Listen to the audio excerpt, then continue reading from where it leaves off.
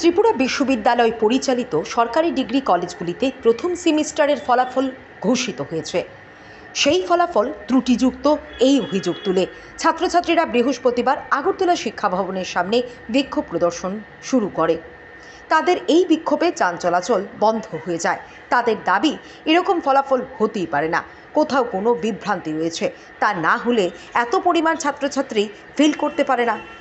সকলকে একসঙ্গে first semester উত্তীর্ণ ঘোষণা করতে হবে, এই দাবি জানিয়ে বিক্ষোভ শুরু করে ছাত্রছাত্রীরা। এর ফলে শহর জুড়ে সৃষ্টি হয় ব্যাপক যানজট। ঘটনাস্থলে ছুটে আসে এসডিপিও দেবপ্রসাদ রায় সহ পুলিশ বাহিনী।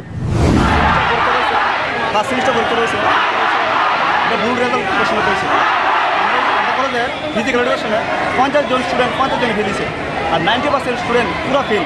এত স্টুডেন্ট কেমন ফেল করে?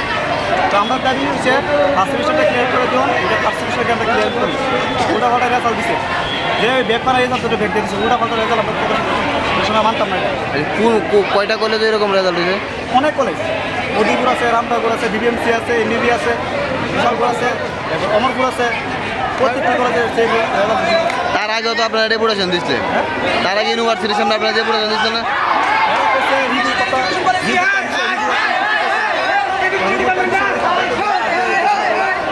আমরা চিন্তা করতাম